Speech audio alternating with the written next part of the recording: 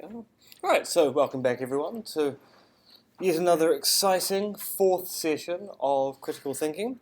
Obviously some of you didn't survive the election weekend since there are a few people absent. Either they're commiserating the loss of their particular side or celebrating the overwhelming victory of their particular side, since it did seem to be an election for either you didn't get in or you really, really did get in. And for my own particular interest in conspiracy theories, this election is going to be incredibly fascinating, just for the sheer fact there are so many different theories going around at the moment, including a petition that claims that the election result was rigged. Just for the sheer fact, and this is a great example of where people are failing to think critically about the situation, people are surprised that the candidate votes don't match the party votes in individual electorates. As if for some reason under MMP, if you vote for a candidate, you are obliged to vote for their party as well.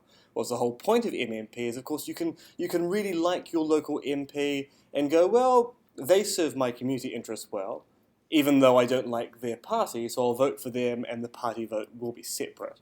But sometimes the appearance of something not being quite right is sufficient for people to then develop conspiracy theories about it. And hopefully we'll get through to talking about conspiracy theories at the end of today's session, although we've got a little bit of catch up to do from the end of the last session, but luckily there is room in the last lecture to start moving blocks of things around. All of this has been planned.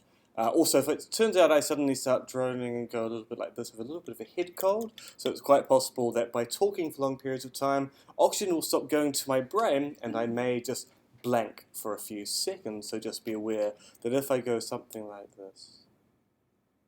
Would you like us to phone you? No, I think a nice loud rap on the desk just to wake my brain up again would be absolutely fantastic. Okay, so we ended our last session with that rather amusing clip, first of all, of Dawes and Clark, with the Alexander Downer example, the great example of someone refusing to answer a question in a particular way. And then we had a very nice, more recent example, the amazing Mr. Shortham, whose opinion was that of the Prime Minister's. Even though he had not heard what the Prime Minister has said, he was sure he was going to agree with what the Prime Minister had said. And this is a great example of what we call a circular argument, or what's commonly known in philosophy as the fallacy of begging the question. So, a fallacy of begging the question is an example of an argument where you're not actually, well, actually, let me rephrase that. It's a fallacy because the argument is trivially true, because the truth of the conclusion is actually implicit in the premises that are being put forward to support the conclusion. Why do I agree with the Prime Minister? Because I agree with everything the Prime Minister says. That's why I'm so agreeable with what the Prime Minister says. I.e., there's no new information being imparted, even though it looks as if an argument is being engaged in some way, shape, or form. So sometimes people will present an argument towards a particular conclusion, but it turns out the truth of the conclusion is actually implicit in what they've already said, and there's no persuasiveness to the argument which moves you from one claim to another claim to a radical new claim. It's actually, it turns out, if you believe the first claim, you actually believe all the other claims as well. And to illustrate this, here's a rather nice and, as I always say, trite example. God exists. We know this to be true since the Bible tells us that God exists, and we know that what the Bible tells us is true since the Bible is the Word of God. Now, even if you're a theist, you should accept that this is a bad argument for the existence of God. So, in the philosophy of religion, there's lots of debates as to what counts as a good argument for the existence of God, and there are also a debate as to what count as bad arguments for God's existence. But this particular example is taken by theologians and atheists alike to be a very, very bad example. Why is this a fallacy? Why is this not a good argument for proving the existence of God? Anyone want to volunteer their critical thinking skills at this point?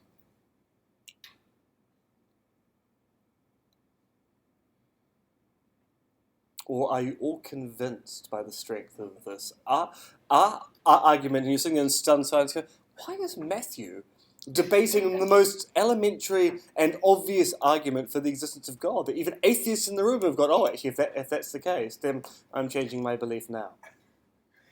Anyone got a reason as so? Who here thinks who here thinks this might be a good argument? All right, I'm assuming with no hands up, you all assume it's bad, and I'm also assuming you're not simply going on an appeal to authority here, saying, well, if Matthew says it's bad, it must be bad. So at least one of you is hopefully going, it's bad because, and you're just a little bit shy, yes. Doesn't it just presuppose that what the Bible tells us is true? You have to believe that to start with? Yes, I mean, if you accept the Bible is the Word of God, you are assuming that God exists and is in some way the author of that particular text. And you can't then use that to then say, and this proves the existence of God, because you've assumed God must exist in the first place to have written the Bible, to then use his authorship of the Bible as proof of his existence.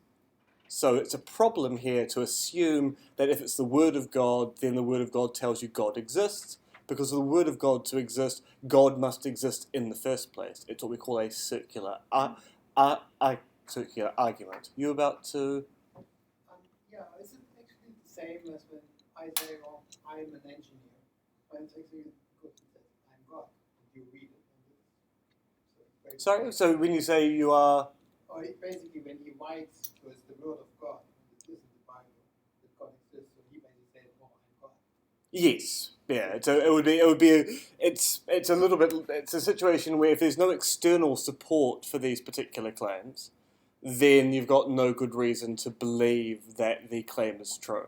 So if it turns out you've got a side argument that says, well, look, the Bible can only be the result of supernatural intervention, and this explains certain elements of the Bible, and also, by the way, the author of the Bible also admits to being that supernatural entity, then you've got the basis of an argument going on there, saying it's not just we accept the word of a book written a long time ago, that its author is a divine creator. We've also got supporting evidence that gives weight to that claim. On its own, however, simply a book that simply says, I am the creator of the world, actually gives you no reason to believe that that person is the creator of the world. It would be circular in that case. And that's the point about any argument which is circular. It's an argument which is only relying on claims made within the argument and providing no external support for the conclusion. So the conclusion must come from simply more than a restatement of some individual premise. You need to be able to go, look, it's 2 bits of information put together, or at least 2 bits of information put together, that then reveals the extraordinary conclusion. Simply saying God wrote the Bible, therefore the Bible is written by God, is simply saying the same thing twice. There's no particular new information going on there. Now, these particular question-begging examples are fairly trivial, but they're often confusing to people when they encounter them in the wild, just for the sheer fact that they get dressed up in such a way that it's not obvious the conclusion is actually just a restated premise from earlier in the argument. So people get very confused about these things because language is ambiguous.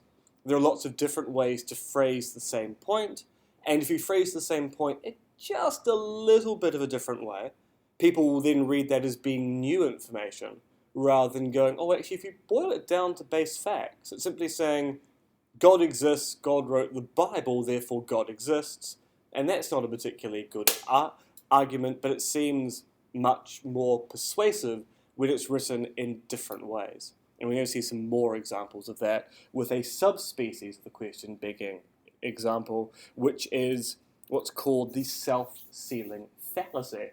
Now, the self-sealing fallacy, also is known in the literature up until about the middle of the 20th century, is the no true Scotsman example. And just for the sheer fact we had the Scottish independence referendum of recent note, I'm going to tell you this particular story. This story would appear to originate in the UK, which possibly explains the slightly racist underpinnings of anti-Scottish sentiment that comes out from the particular example. But it goes a little bit like this. A man in Edinburgh, true Scot, is sitting there reading the paper, and he reads about someone in London who was caught murdering his wife. And he sits there going, tut tut, says, no Scotsman would ever commit such a crime. And the next morning he opens up the paper and he finds that someone from Glasgow has just been caught murdering his wife. At which point he goes, oh, no true Scotsman would ever commit such a crime. So the argument here is that the person reading the paper keeps on redefining a key term, what a Scotsman is, and then goes, well, Scotsmen are the kind of people who don't commit crimes. Oh, well, here's someone from Glasgow who committed that crime, but they can't be a true Scotsman because by definition, real Scots don't commit crimes of that particular type. And that's why it's known as no true Scotsman example, in part because the kind of people who wrote about it were English analytic philosophers who liked to poke fun at the Scots, the Irish and the Welsh and the French whenever they could to prove their cultural and mental superiority. But these particular kinds of self-sealing fallacies are found all over the place. And one particularly good example actually comes from my hometown in Devonport, just across the way. As we'll probably discuss slightly later on in today's lecture, there's a massive conspiracy theory about Devonport. Anyone here from the North Shore or has lived in Devonport? So you're aware of the North Head Tunnels conspiracy theory? Really big news back in the 80s, and according to a reliable source in the conspiracy theorist community, is going to be very big news in the next year or so. So keep an eye out for stories about North Head. So North Head has this massive conspiracy theory about there being additional hidden tunnels deep within the hill of North Head, which the public are denied access to for a whole bunch of different rationales. Some people claim that there are discarded Boeing seaplanes deep within the hill that the government wants to have treasure trove rights to, so they're denying people access to the tunnel complex so the government can claim the money. Other people claim that when the military moved out of North Head, rather than properly decommissioning the guns and the ammunition, left the actual powder rotting inside the tunnels. And so the real reason why people aren't allowed access to the tunnel system would be if they got access in there, they could cause the entire hillside to explode, because rotting ammunition over time becomes incredibly sensitive to any amount of vibration. So a small child throwing a rock at it could make house prices in Cheltenham go sky low rather than sky high, through an explosion which would be sky high rather than sky low. That was a terrible joke, and I apologise. I do have a cold at the moment. And the thing about North Head is that because it was major news in the 80s, there were a lot of investigations into it. So there were parliamentary inquiries into the truth of the conspiracy theories about North Head, and these inquiries led to 2 dock investigations by the Department of Conservation doing archaeological surveys of the hill to see if there were additional structures in the hill which people don't have access to. And the person who led these investigations was the former chief archaeologist of Tamaki Makaurau. Oh, sorry, that's slightly embarrassing. Was the former chief archaeologist of the Auckland region, Dave Virt, who undertook 2 investigations into North Head and found nothing. Now, of course, the conspiracy theorists weren't happy about this. They had spent a lot of time doing their own research, finding eyewitness testimony and the like. So when an archaeologist said, look, I can find no evidence for the tunnels in North Head, they came up with arguments that look a lot like this. They say that an archaeologist was investigating the hidden tunnels on North Head and concluded that there are no hidden tunnels. However, nobody who is truly an archaeologist would toe the government line that there is no hidden tunnel complex underneath the head. So what redefinition has gone on here? The government working archaeologists and then there are true archaeologists. Yeah, so there are archaeologists who take the government dime and they can't be trusted, and there are true independent archaeologists, and if a true independent archaeologist had investigated North Head, then they would have discovered the hidden tunnel complex. It's just because Dave Virt takes the government dime that actually the proof isn't there. Now, is that a good argument? Why not? So no proof. No proof in what way? And maybe he's actually taking government money. Well, so he does work for the Department of Conservation, and the Department of Conservation is entirely funded by taxes. Not particularly well funded by taxes, but it is funded by taxes. So it is true that Dave Vert, as an archaeologist, does work for the government and takes money from the government to do his work. But it's different. Towing the government line to taking money. Alright, so the crucial definition here is that by saying towing the government line, you're saying, look, his views are beholden to those of his employer. So if the employer says, Dave, don't find any tunnels in North Head, go dig your holes over there, not over here. Then Dave Vert, being a good employee, will dig his holes in the right or / wrong location and find no tunnels there. What else can we say about the argument? Yes?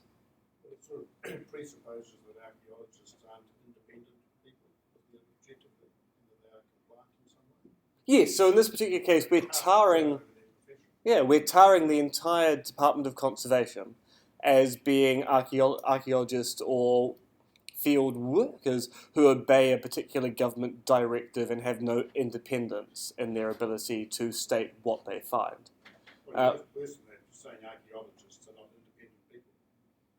Well, government paid archaeologists aren't independent people. A true archaeologist. Nobody who is truly an archaeologist doesn't say it's a government archaeologist. Oh, it's It says any archaeologist, anybody who's a true archaeologist doesn't say anything against the government. nobody who's true would toe the government. Yeah, so however, nobody who is truly an archaeologist would toe the government line. So I'm just inferring if you're an archaeologist who works for the government, you're going to be towing the line if you're independent. Although actually, you'd be very hard pressed to find any independent archaeologists working within New Zealand, given that if you're not working for DOC, you're probably working for a university, and universities are of course also paid by both by fees and by government money. But the government money is a much bigger factor than fees. Independent overseas archaeologists who could do it. Well, actually, so that's true. So we could bring in an independent overseas archaeologist and see exactly what they would say. Who would pay for that? The government. Well, actually, so Us, the taxpayers. Or the group with the thought that there is. and actually, so what's interesting about this? And we're going well, actually, this is kind of related to what we'll get to at the very end of today's session. The reason why this story could become big again is that one of the big researchers into North Head, Martin Butler, who's a historian about avionics, so he's been chasing the seaplanes hidden inside the North Head story for quite some time, actually commissioned a somewhat independent New Zealand archaeologist. He doesn't work for the Department of Conservation, but does field work for a variety of different universities around the country to do ground radar surveys of certain areas of the head, and has got readings which indicate structures beneath the ground that have never been accounted for on North Head. So he's currently going through a process to ask for actual excavation of North Head in these particular areas. The excavations have to be supervised by an archaeologist from the Department of Conservation, which means that should the areas be uncovered and not be radical tunnel entrances, but simply trenches that were built during military occupation, you can imagine that this is going to come up again. Well, no true archaeologist would have covered up the existence of the real tunnel complex by suggesting they were trenches. But that process, in theory, will start either end of this year, beginning of next year. And if he does find things on North Head, it could actually be quite major news, because it would prove the existence of a large-scale cover-up by the Army, the Navy, and the government of New Zealand, both Labour and National. Or it could turn out that actually there's just nothing there, and the archaeologists were right in the first instance. But these particular kinds of situations, where people go, well, you wouldn't really, if you're really a member of X or your profession is really Y, then you wouldn't say that because true independence indicates, are fairly common tactics. Not to belabour the point that we had an election last week, but one of the big issues that occurred in National's first term was, of course, John Key being on Hard Talk over in the UK, and the interviewer pointed out that environmental scientists in New Zealand point out that New Zealand actually has a very bad record of looking after its waterways at this current point in time. And John Key's response was, scientists are like lawyers. If you pay them enough, they'll say anything you like. And so essentially was defining that actually scientists don't have the independence to be able to say what they believe. They simply say the political agenda or financial agenda of the institutions they work for. And this kind of thing happens in politics all the time. When we cherish one expert and we dismiss another expert, even if the other experts we dismiss actually are in the consensus, often that move is done by, but the consensus is being paid for by the environmental movement,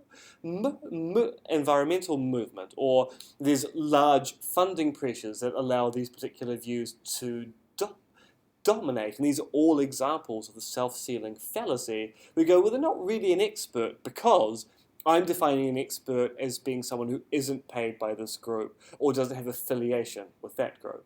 So the final point I'll make on that, John Key's reaction to dirty politics was to go, well, look, Nicky Hager is the kind of person who votes Green. Of course he's got a vendetta against the government. And that was, in the media, a quite successful argument, as we saw. Many people dismissed the contents of dirty politics because it emanated from someone who was said to have an agenda, and so we ignored the evidence and went, well, no true journalist would write a book like this. It has to be someone who's committing a smear campaign from the left. This sort of thing, people get away with it though, because then you get reports, particularly from America, where sugar's good for you, and the scientists say in a research sponsored by the American Sugar Society, and all that type of thing, where the sponsor of the research gets good appraisal. So I think that's where a lot of that premise comes from. Yes. I agree Yeah. with you, but there's actually good reason for it. For instance, the food pyramid that we have that switched and said we have to have lots of, carbohydrates and very little meat and all that sort of rubbish. When you go back to 1950, when in America they were actually doing that review of, what is the best diet in the world and whatever, the Kellogg's family had a nutritionist on the panel who swayed everybody that you should have cereal for breakfast. Until then, Americans all ate porridge and eggs and bacon and whatever, and then suddenly they all switched to cereal, and suddenly we were getting recycled cardboard that was full of sugar. And we all had to eat that. And the I enjoyed my family recycled made cardboard billions. as a They child. made billions, Oh, and and the best breakfast cereal is the one that really tastes like cardboard, which is Wheat Bix. It's cardboard with milk on it, okay? But that's the one that's good for you, not the one that the Kellogg's family went and pushed out. So I'm sorry, you have to be skeptical of the scientists who are paid by the special interest groups as well as the rich. Oh, yeah, Kellogg's family, and once again, this is we have to reiterate the point made in the first lecture. Arguments are just a guide for giving you reliability of the truth of the conclusion. It's actually still quite possible the conclusion is going to be wrong. And yes, vested interests are a big issue when it comes to working out what good appeals are. And as you point out, I mean, the Kellogg family has a very illustrious history of using cereal as a cure for everything. So Kellogg ran a sanitarium where you could cure anything by eating a decent breakfast, apparently. Special K changes you. Yeah. But I actually think there's another element here, in that you take the last election, you can say that the big player in the field is actually the press, because they can, you can say that in the last 3 days, New Zealand First all of a sudden became the kingmaker, and you watch the swing go from 4% to 9%, because everybody thought, well, and the interesting thing there is that in some ways he became more important than whether you were left or right, because on the night he could decide which party he was going to go with. So there's 9% of people actually, a lot of people abdicated responsibility for deciding whether left or right, or whether Kim.com was right, or whether John Key was right. They just gave the argument that John Key abdicated. and the press they had a whole new scenario going on where they had another player in the room, and in actual fact, both parties at that stage had their arguments were disappearing because there's a whole new thing coming up in terms of the final outcome. So this is the point that the media often act as gatekeepers So they to can create information. something because they become the expert. Okay, they become the key player. Well, yes, I mean, so there is this big debate that's going on in society at the moment about the role of polling pre and election, especially since we've got very strict rules about on the day of an election what you can do. But of course now, given we allow everyone to advance vote within 2 weeks of the election, we now have to have a very serious conversation. So do we have the same restrictions on we have on polling day for that election period, which many parties would like? There are lots of parties that think we should have no polling the month before an election because the theory is polling changes the way that people vote, although actually there's very little evidence either way that polling has any long-term effect upon voting habits. That research just hasn't been done. It's an intuition people have that if you read polls as self-fulfilling prophecies, and yet the polling data indicated the Greens would score much more highly than they did, and that prophecy did not come true. But there is this question, what role does the media play in shaping election narratives? As a philosopher and someone who's interested in political philosophy, I'm quite interested in where this discussion goes, but really is the kind of work that sociologists and media studies people are going to be engaging in, because they'll be poring over the data, and they'll be looking at whether the advance vote data really was changed by any amount of information available to them in the media in that period, since we had so much of our voting population advance vote this time. And it wasn't new votes; they were people who normally voted nonetheless, and they were overwhelmingly voting for National in that period of time where it looked as if National may or may not form a government. So there's a big question here as to how we actually gatekeep this information, and also what role the media are playing in that kind of material. We're going to move on now to something which is slightly less heavy, and move on to, well, actually, if I say less heavy, the first example of this is actually ever so slightly heavy, but then it becomes more amusing. The complex question. Not an argument, simply a question that you cannot answer without basically giving the kind of reply that someone expects.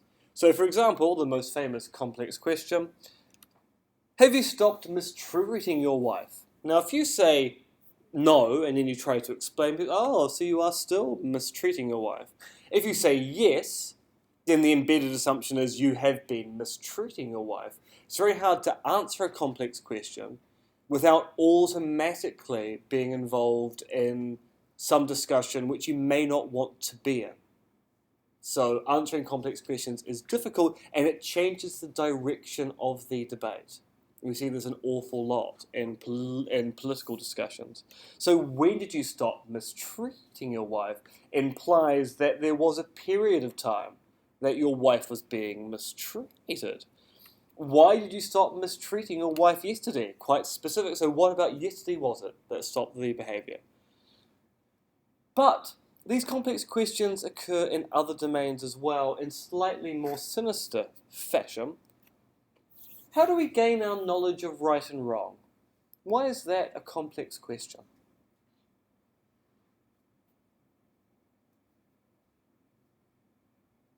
There's a variety of sources. All right, so there's a variety of sources, but that would be answering the question. So we gain our knowledge of right and wrong from a variety of different sources. I'm actually making the bigger claim it's complex, and actually requires us to run with a particular assumption that we actually might want to question. You're about to say? Subjective. If you would say right and wrong, we would actually talk about what the other one says about right and wrong. All right, so it's subjective. So if you answer the question, you're buying into a particular subjective slant upon the world? Is that what you're trying? Well, Yeah. the one you asked it. So Knowledge is probably the wrong word, isn't it? It's our views of what's right and wrong. All right, so it might be easier to grasp if we taught how do we develop our views of right and wrong. We develop those views through different sources we apply. Is there a case that there is such a thing as knowledge of right or wrong? Yes, but it's not total. Yes, but it's not total? Yeah, you can. I think it's clear that there is, people know the difference between right and wrong, most people. And there's a really interesting book on this by Sam Harris, The Moral Landscape, that goes into it to some degree. But I don't think that everybody can know right or wrong on everything. See, I would disagree with the notion that we necessarily have any knowledge of right or wrong. So, without actually denying that there is knowledge of right or wrong, it could turn out that all of our beliefs about right or wrong are just socially constituted facts about the world, i.e., they're things that we largely agree upon. But actually, it turns out they're not actually true and they're not actually false. They're simply agreements that we have, i.e., there's no knowledge of them in any real sense, because they don't actually exist. They're just things that we agree upon at this time. So if we ask a question like, how do we gain our knowledge of right or wrong? What we're saying is that there is knowledge of right or wrong. How do we get to it? But that's buying into the assumption there can be knowledge of this. Well, philosophers debate whether there even can be knowledge of this thing. There's a very famous view in ethics called error theory, which says, look, we have these statements about things being right or wrong. So we say murder is bad, being honest is good. Turns out there's no truth to them. If we believe they're true or false, we're in error about it. It just happens to be that everyone agrees. But there's no natural fact about the world that murder is bad and honesty is good.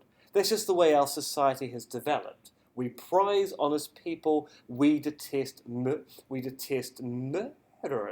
But we can imagine a society in which honesty is frowned upon, and being deceitful is always the right thing to do. And we can imagine a world where actually murder doesn't really mean much at all. In fact, actually you can look at certain insects and the way that their societies work, where the random death of a member within their colony isn't frowned upon in any particular way, shape or form. They go around killing each other all the time, but it's not considered to be wrong or aberration in any way, shape or form. So the question, how do we gain our knowledge of right or wrong, implies that there is knowledge of this. Well, actually, it turns out there might not be, and that might be the more interesting question to answer there. In the same respect, you could ask, what is the purpose of human existence? Is there a purpose to human existence? Pay tax? The purpose of so the answer is the purpose of human existence is to pay tax. That seems like a terrible purpose for existence. So, out of curiosity, before the invention of the taxation system, were we just waiting for the invention of taxation? We spent 200,000 years waiting for the fiscal enlightenment of taxation regimes. So the question implies that there is purpose to human existence. And of course, there might not be. In fact, actually, one of the big discussions that goes on in the theory of evolution by natural selection is, so what is the purpose of human existence? It might just be procreation. It might be the best thing that a human can do is pass their genes on to someone else, and other people will go, well, that's not really a purpose. That's just biology there. We tend to be talking about a much higher thing.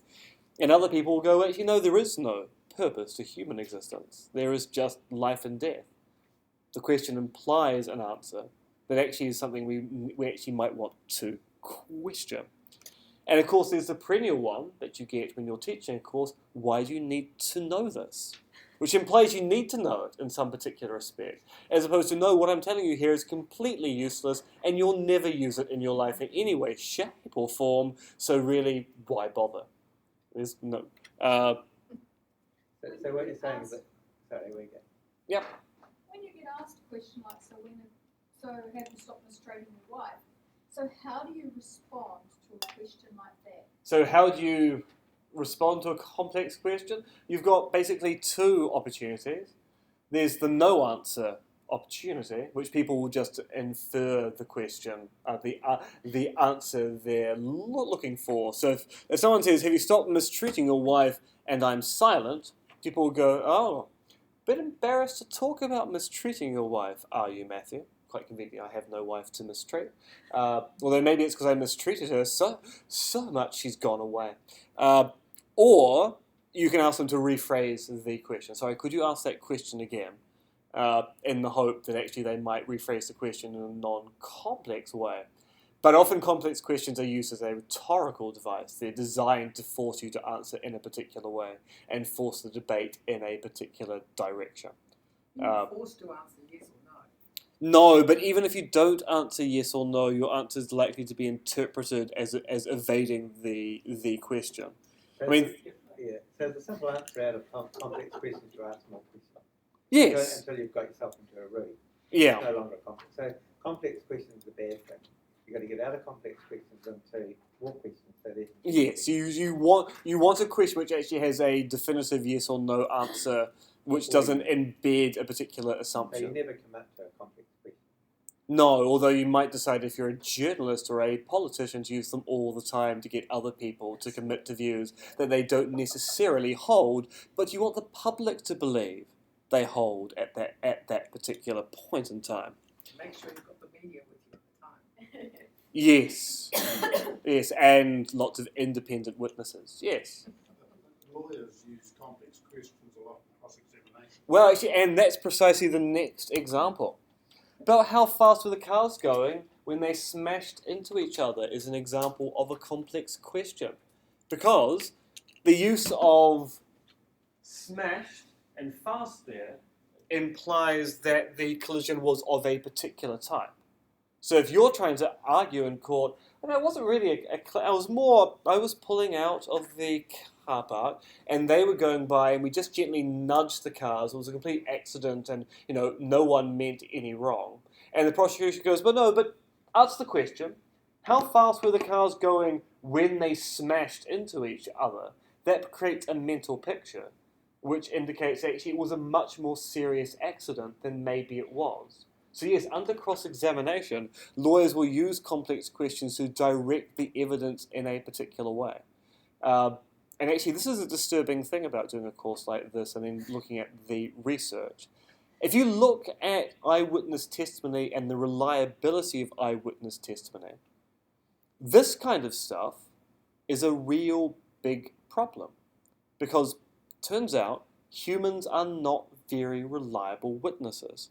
And I'm going to stop at that point because I've got an example coming up which is going to hopefully show this, although the population of this room might be a little bit too big for the example to work properly. I'm going to be very vague about this because we're now looking at the fallacy of the vague argument to get us there. Sometimes arguments trade on vague or ambiguous terms. And arguments that trade on vague and ambiguous terms can look like they're getting to a conclusion in a really exciting, robust fashion, except it turns out that one of the terms being used is so vague or ambiguous that you basically get to the conclusion without really thinking about it. Here's the example. Yesterday, my horoscope said I would meet somebody interesting. The lady who served me at the supermarket yesterday turned out to be quite chatty and up with the play, so my horoscope was right about that particular fact. Who here reads their horoscopes in the paper? I read them at the end of the day. End of the day, just to check? Yeah, I have a good laugh. I mean, the thing about a well-written horoscope is it will be incredibly vague in such a way that any event throughout the day will satisfy it. So the horoscope will say, you will have financial success today. And you might, when you're walking to the bus stop, find a $1 coin on the ground, which is financial success. It's $1 more than you had before. Or you might log into your banking app and go, oh, I've got $200 more in my account than I thought I did. Hoorah! They're written in this kind of vague way, quite deliberately, so that they look like they're accurate, like they've predicted some event within the day. But of course they're not. In this particular case, being told you'll meet someone interesting and then having a fascinating discussion with the person working in the checkout queue might very well satisfy the very interesting claim, but it doesn't really show the truth of the actual horoscope unless it was quite specific. It said, today you'll have a fascinating conversation about astrophysics with someone in a checkout queue. At which point, if that happened, you might go, they really know my life particularly well. So vagueness here ends up being quite problematic. And this vagueness occurs in a variety of different ways. One of these senses is equivocation, where we've got a word which has two meanings, which will allow me to do a magic trick. I'm going to prove to you that I am not here. So I'm going to prove to you that I am not here right now. Is that the same as the pink elephant? So this is more robust than the pink elephant, which luckily I'm not seeing today.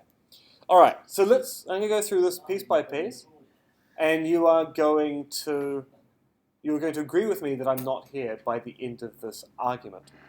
All right, premise 1, I am not in Otago. Who here agrees that I am not in Otago? Yep, because I'm not. Here I am, not in Otago. I am not in Omsk. Do you agree with that? All right, do you agree that I'm not in Oklahoma? The play or the location? And I'm not in Suva. You all happy with those claims? Okay, so from that we can conclude that I am not in Otago or Omsk or Oklahoma or Suva, because we all agree, so that conjunction is true. Which means, if I am not in Otago, Omsk, Oklahoma or Suva, I must be somewhere else. Do you agree with that? If I'm not in those locations, I must be somewhere else. Okay, good. Therefore, I am somewhere else. You agree that I'm somewhere else? Somewhere else other than those 4 locations. Yes, exactly. Well spotted. And if I'm somewhere else, then I'm not here. Therefore, I am not here. All right. And you've pointed out the ambiguity here is that the claim that I am somewhere else is relative to the first set of claims, the sub-argument here. But of course, it's an ambiguous claim. I am somewhere else either refers to that or it refers to here. If I simply say I am somewhere else, I can then move, well, if I'm somewhere else and I'm not here, therefore I am not here. And that's equivocation. That's the ambiguity of language, because some people, I mean, this example is nice in such a way, it moves you through the mechanism in such a way that you spot where the error is going to lie. But for some people, that will be quite confusing for the sheer fact that I am somewhere else appears to be trivially true from one claim, and yet seems to contradict another claim, me being here at the same time. And this kind of ambiguity, this kind of, we might say, lazy use of language, although sometimes it's quite deliberately used by others, is a problem in the kind of arguments we experience in the field. Because there are lots of examples of ambiguous arguments where terms are used in a way which creates confusion or, in some case, deliberate intent. So, for example, all women are not feminists. Sarah is a woman, therefore Sarah is not a feminist. What's wrong with that particular claim? Sarah is not all. All right, so when we say all women are not feminists, what do we mean by that claim? Not every single. Some are, some aren't. Yeah, it simply means some women are feminists and some aren't. And that's trivially true, because we can find examples of feminist women and non-feminist women. As long as there's one feminist woman or at least one non-feminist woman within a group, we can show that claim is trivially true. And we can say, look, here's Sarah, but that doesn't tell us anything about whether she belongs to one group or the other. So what we typically take to be the meaning of all women are not feminists is actually some women are, some women aren't. But of course the other meaning of all women are not feminists, say every single time you find a woman, you have found someone who is not a feminist. And for second language speakers, this can be a problem, because it's not obvious to a second language speaker which interpretation is the normal interpretation versus which interpretation is the proper one. And if second language speakers can be confused, even more complex examples of this can confuse first language speakers. And to a certain extent, there's a particular class in our society that like to use these kinds of ambiguities all the time, and those are comedians and people who write the titles of articles for the Herald. So here are some examples to sort of lighten the mood. Here's Groucho Marx. Last night I shot a burglar in my pajamas. Why he was wearing my pajamas, I just don't know. For those of you who have children and don't know it, we have a nursery downstairs. Save soap and waste paper. News headline, patient at death's door, doctors pull him through. I suspect someone quite really knew exactly what they were doing there. Lawyers give poor free legal advice. Juvenile court to try shooting defendant. Kids make nutritious snacks. The Reverend Merriweather spoke briefly, much to the delight of the audience. Auto's killing 110 a day. Let's resolve to do better. And here are some more examples. Green light given to nuke waste dump. Greeks give zombies 5 years for drug smuggling. Dead are advised to move quickly. And police grill murder suspect. These are all examples of where we're using sentential ambiguity. Some of these have been used quite deliberately to give you more than one meaning. But you can imagine the problem if we have situations like this, people misinterpreting things to their heart's content. But apostrophes make a big difference. They can do. They can do. Lawyer gives poor free legal advice. Poor free legal advice. As I say, I think sometimes the people who write the titles for articles quite deliberately go for the ambiguous form, because I think it's probably the only fun they get to have when they're typesetting a magazine in the middle of the night. Okay, so I said I was going to test your ability to be eyewitnesses. I'm going to show you a short video here. There's a bit of background you need to know about this. This is a ball passing video. There's going to be two teams. And the players in white will be passing a basketball, and the players in the other colour are going to be trying to run defence and avoid it. Statistically, it turns out that women are slightly better at counting passes than men. And we've got a fairly good mix here. So I want to test that particular hypothesis, that women are actually slightly better at counting passes than men. So I want you to be very focused on watching the ball passes here and counting them, and I'll see whether the women do slightly better than the men, i.e. are you going to be more accurate or not. So pay very close attention to the basketball being passed by the players wearing white, please. I'll turn off the lights to make it easier for you to appreciate the very grainy video quality of the following clip. This is a test of selective attention. Pass the basketball. Count how many times the players wearing white pass the basketball.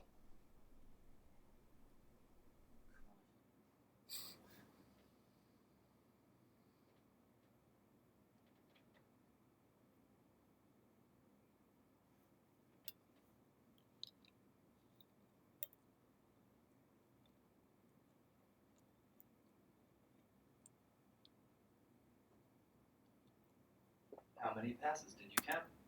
Right, how many passes did people count? 16, 15, 15. Who noticed the gorilla walking through the middle of the scene? All right, for those of you who didn't spot it. Count This how is many a test times of selective players attention. wearing white pass the basketball. Count how many times the players wearing white pass the basketball.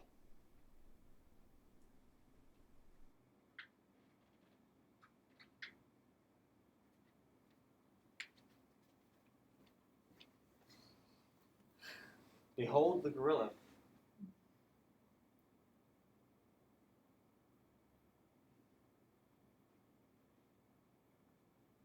Now that is exactly the same clip that I showed How you many before. passes did you count? I think it actually does it? How many passes did you count? We use this at work. The correct answer is 15 passes. Yeah. So But did can you you, see the do you want gorilla? to explain how you use it at work?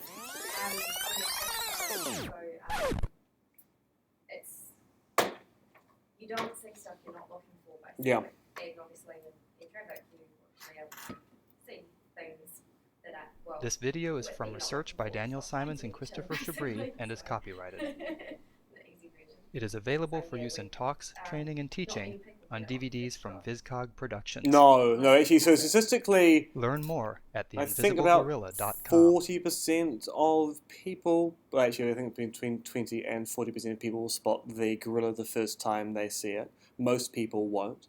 The video is becoming quite well known now, so the lifespan for using it in a class like this is becoming less and less because there are more people who go, oh yes, I've seen that before. And you can see them quietly in the back of the room go, I'm not going to reveal the trick. I did tell a lie. There is no statistical difference between men and women being able to count passes whatsoever. That's a quite deliberate trigger to make sure you're focusing on one particular activity. But yes, so who here legitimately didn't see the gorilla walk through the middle of the scene?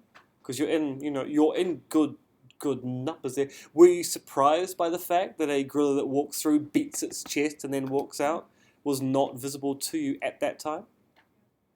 I think I should get a new driver's license. Otherwise, the gorillas on the road are going to be subject to death and danger. No, so I This- believe there are pink elephants here. I keep telling you there are. The whole point about this particular example is it actually shows you how unreliable our faculties actually are at spotting things you have just seen.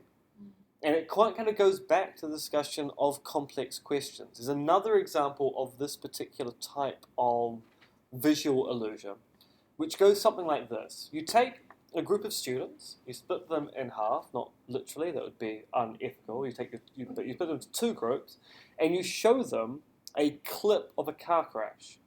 And one group, you get them to describe the visual features of the crash. They've got a list of what happened to the car. And the other group, you get them to describe the soundtrack of what happened in the crash.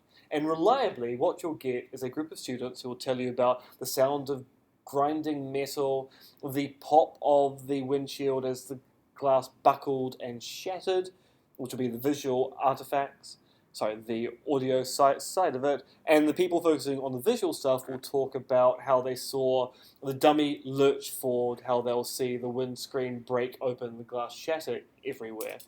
And then you show them the video again, and it's in black and white with no sound, there's no dummy or no glass on the vehicle whatsoever. Because they've read into the video the things that they expect they're meant to be looking for. And they are providing this information within a minute of seeing the video. And they are inventing information at that particular point in time. And so social psychologists are now very worried about any case of eyewitness testimony that we rely upon in a court setting. Because the tradition is being, if you go through a dramatic event, you apparently remember it with absolute clarity. None of the research supports this whatsoever. All the research indicates that within a minute of an event occurring, you are making things up to fill in blanks.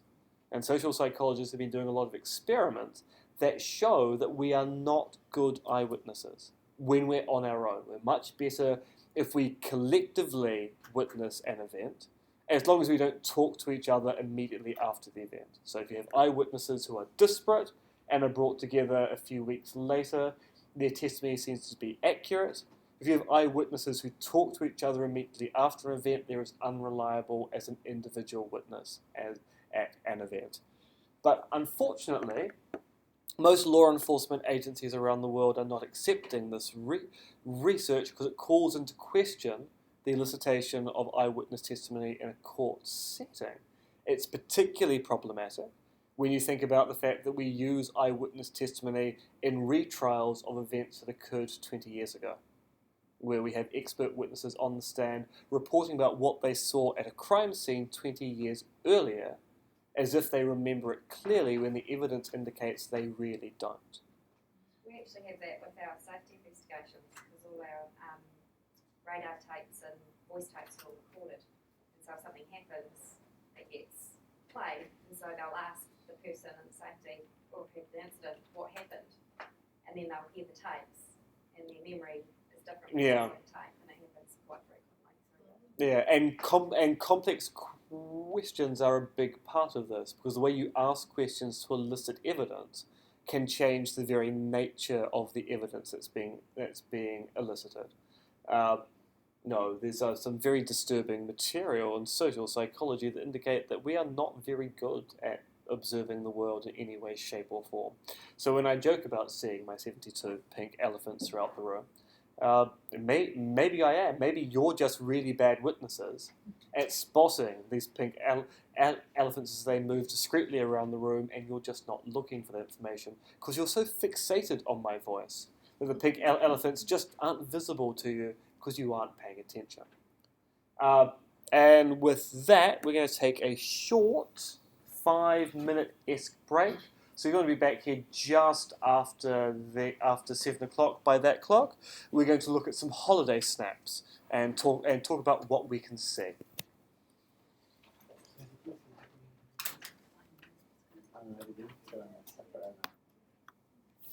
Okay. Oh, actually, I want this image. Oh, no, why am I losing my? This is a test. Right, there we go. That's what I want. Okay, what's this? What is this a picture of?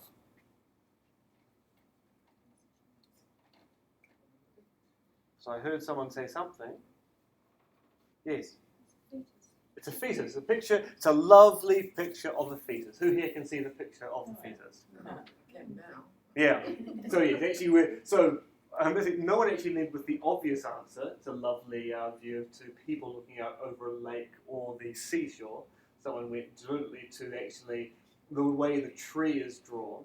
Actually, you've got the face of the baby, the hands, the feet, and such like. And once you see that, you can often actually switch between seeing the lovely landscape to the baby, back to the landscape, back to the baby. Most people can't see both at the same time. You see one image or the other. It's quite interesting psychological and physiological effect there. What's wrong with my elephant? Yes. There seems to be a bit of an issue with the fact that the elephant is eating another elephant. From the look of it there, that which appears to be a leg actually turns out not to be. There are just too many legs there. And actually, interesting enough, if you show this picture to someone without mentioning the leg issue, and actually without mentioning there's an issue with the image, it will take them a few moments to realize there's actually something wrong with the number of legs there. So you're primed now to see problems in the images. What's wrong with this image?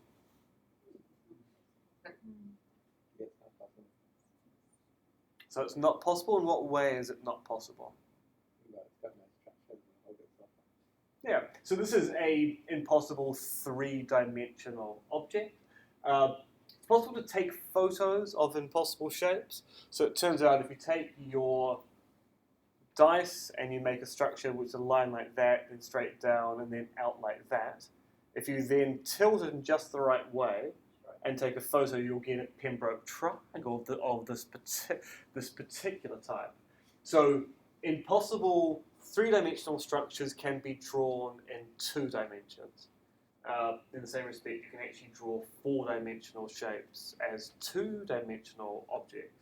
You can represent them even though they can't actually be built within the world. These lines, are they parallel or do they slope? Parallel? Do they look as if they're parallel? No. Anyone know why they're not parallel? So what causes the visual illusion here?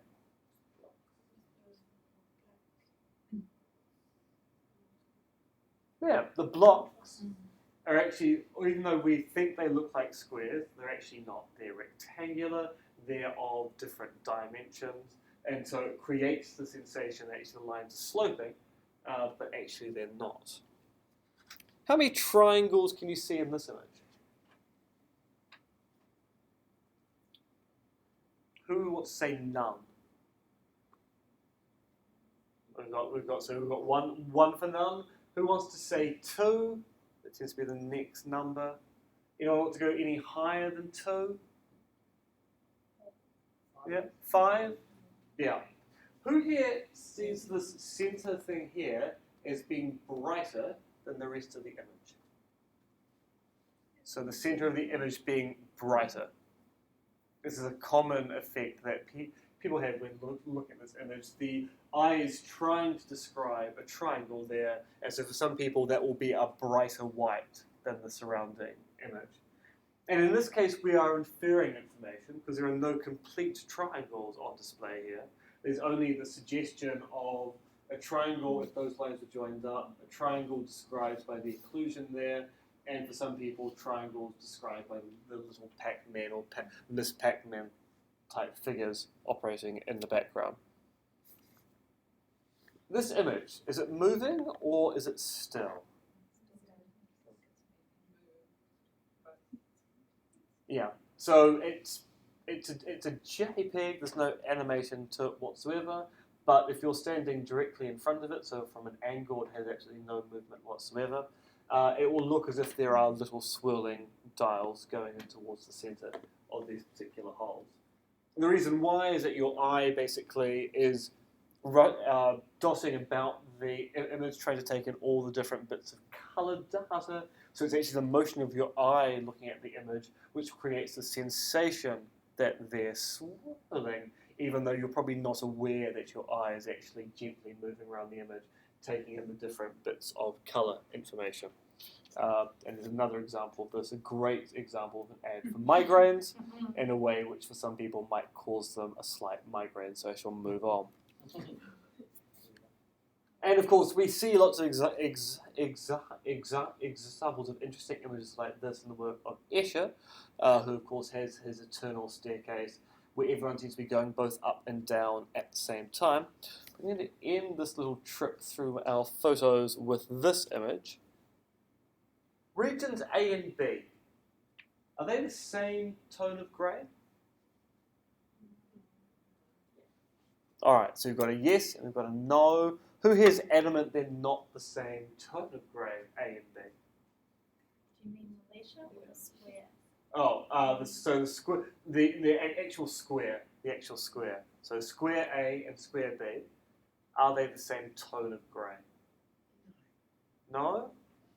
But a few yeses. All right. So this is the point where if the Centre for Continuing Education gave me enough money, I should be able to do this by getting one of those spectrometers, which detects the colour gradient, and I would just test it. But unfortunately, it's to do with a slightly more primitive fashion.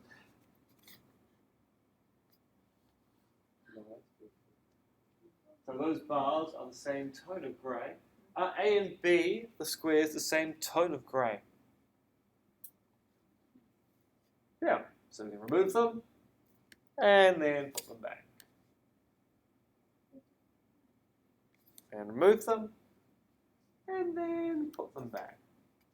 Anyone want to hazard a guess as to why A and B look different?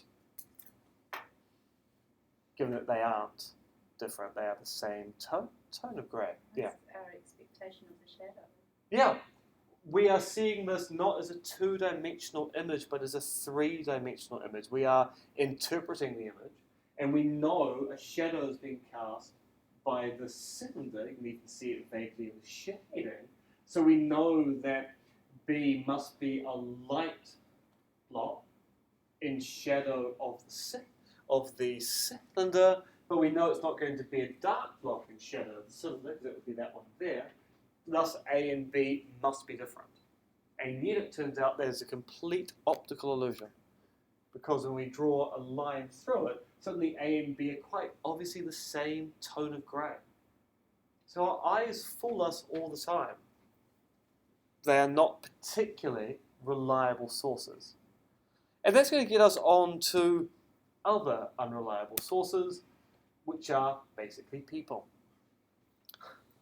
Because in the end, most of the information we get about the world either comes from the conclusion of an argument or because we talked to someone, whether it be an expert at the university, whether it be someone in your tea room, whether it be someone you overheard on the bus, There are lots of examples where we have conversations and we gain information from people.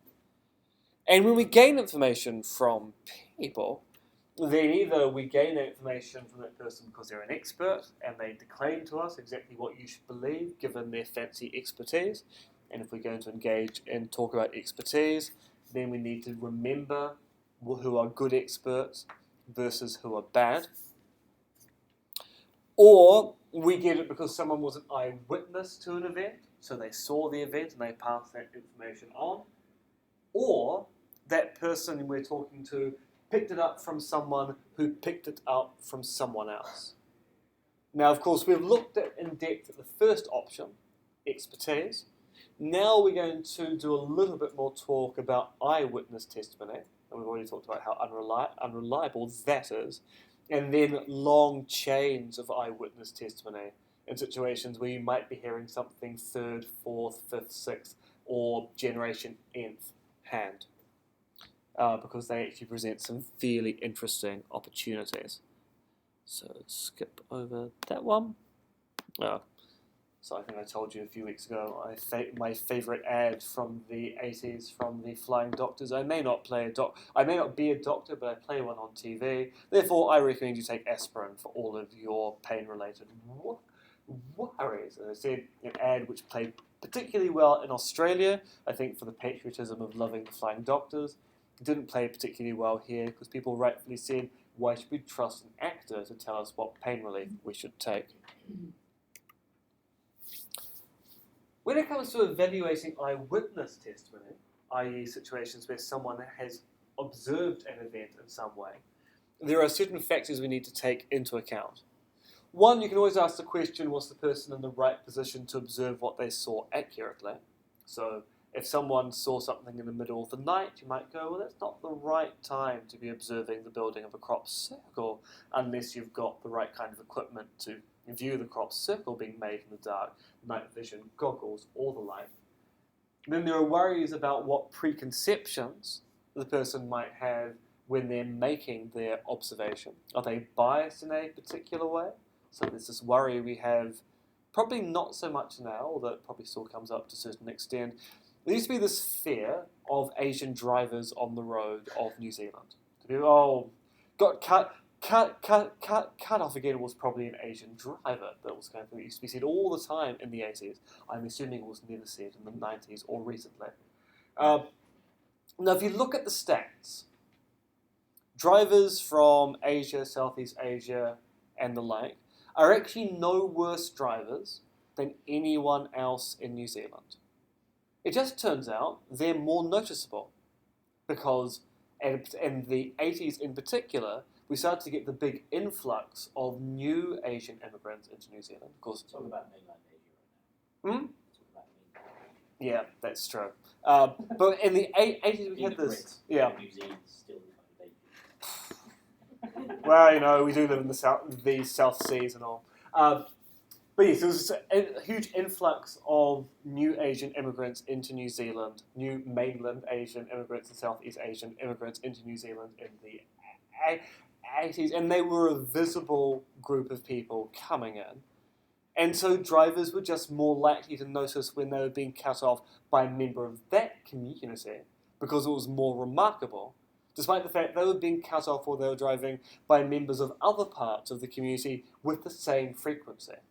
So there was a bias here because the media kept on going on about how bad Asian drivers were without putting in brackets, it turns out they're as bad as the rest of us. So there was an epidemic of bad Asian drivers, which turned out not to be an epidemic at all. Actually, everyone else was driving just as poorly.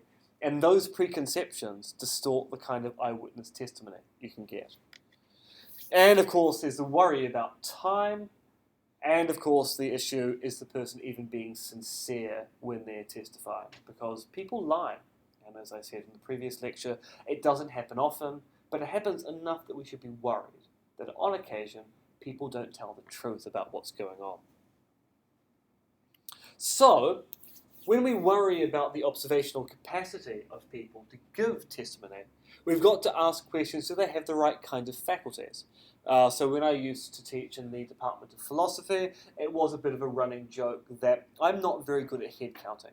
So when it came to counting how many students we had, I tended to get to a certain particular point and then start doing estimation. Well, if that many rows fits that many people, I'll estimate this many people in the class, and my head counts would be notoriously inaccurate compared to, say, one of my tutors who would quite dutifully during the course of the lecture go, and they would just count them through properly.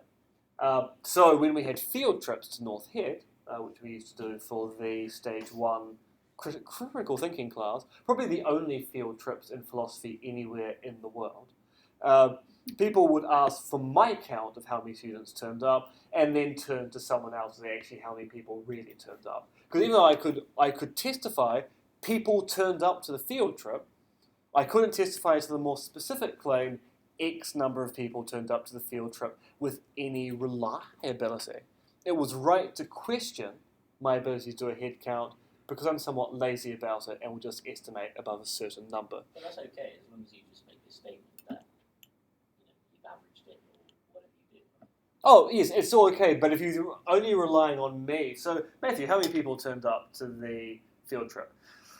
87, maybe 94, could have been 91 or 92. And it turned out that number was important. You had to know how many people turned up. Actually, a better example, something which I have to become aware of as a school teacher. How many people are on the bus going to the pool, Matthew? 23, I think. What do you mean you think? Maybe 22? In that case, I have to make sure I'm accurate in my count because people are relying on just me and me alone. So we had, I think we had 23 turned up, and 23 came back to class. Yes. Oh, but are you sure there were 23? Well, yes, and that would be a problem. Right. So calling into saying, I was around 20. Yeah. So what you're right. If you put the caveat in front, then people go, oh well, we know the limits of his expertise here or his observational capacities. But at the same time, if you then had to account for where all your students were after a trip, you might go, well, he says there were 23, but I don't think he's a particularly reliable witness when it came here. Maybe we should send another member of staff next time we send students to the pool. Because Matthew's drowned 6 students this year, and it's just not good enough. Parents are beginning to complain. And of course, preconceptions are fairly easy to embed with complex questions. How fast are the cars going when they smashed into each other embeds the preconception that the event you're about to testify to is about a major collision as opposed to a minor nudging of vehicles. So the way that we elicit information ends up being problematic. There was an experiment 20 years now, and it's the kind of thing which you probably couldn't do ethically anymore. But a child psychologist was curious as to how easy it would be to embed in children the memory of them being touched inappropriately. As I say, this is something which you really couldn't do ethically now. So had interviews with a whole bunch of children which were videotaped, and he got half of the cohort's parents to simply ask the child for a week repeatedly, did the doctor touch you? And so by the end of the week's process, half the cohort said, yes, the doctor did touch me, despite the fact that when they were shown video of the actual interview, there was never any physical contact between the doctor and a child at any particular point in time. But the repetition of the question created in the child the memory, which then elicited that particular testimony. And this stuff was coming out when there was the satanic abuse syndrome. Anyone remember all the satanic cults we had back in the 1980s? Apparently they were everywhere, eating the young and sacrificing children to their evil gods. Turned out to be a complete tissue of lies made up by the media, but people still went to prison because people testified to the existence of cults that actually couldn't physically exist. Really quite interesting literature on this material. This is a test of... And that's our video again. And of course, there's the issue about time. So, who here remembers what they had for breakfast this morning? I'm assuming no one else had breakfast this morning, or your memories are very, very bad. Who here remembers what they had for breakfast yesterday morning? What about breakfast 1 week ago? Yeah, it's the same breakfast. All right, I was about to ask.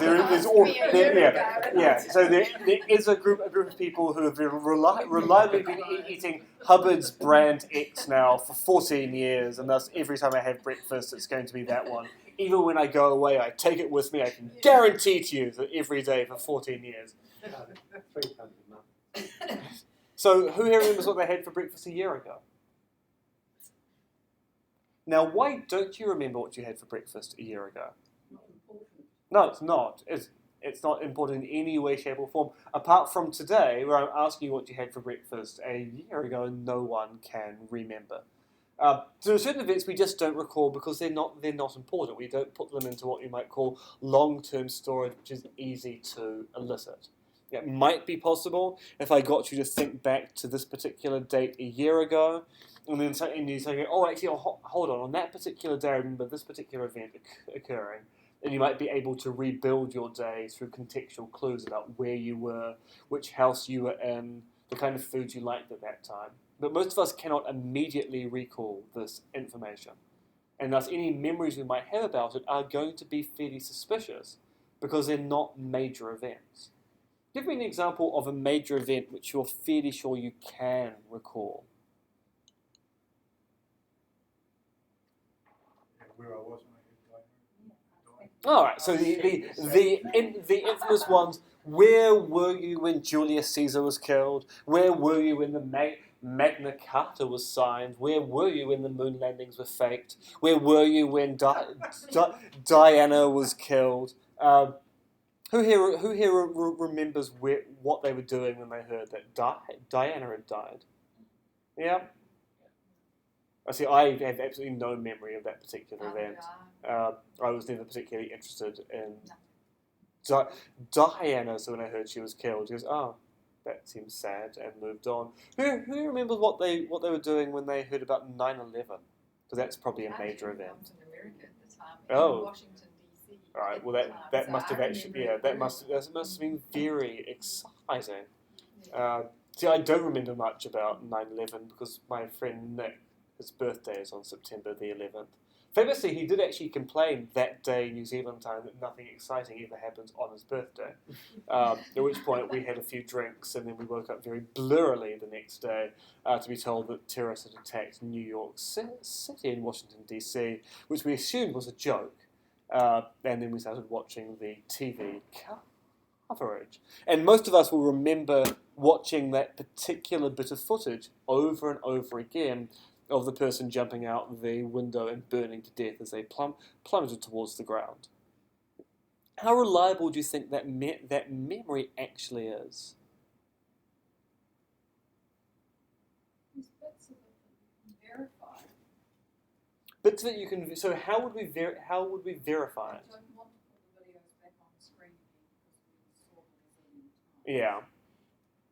So there's those bits where they just keep showing the same images. Because the worry here is that the verification might actually be something which supplants the memory. So there are some experiments in psychology which indicate if I were to show you a different video of 9/11, of someone else falling out the window and burning to death, you would go, oh yeah, that's the one I saw on the day, despite the fact that actually will turn out to be a completely different one. It will match closely enough to the kind of events you saw on your TV screen.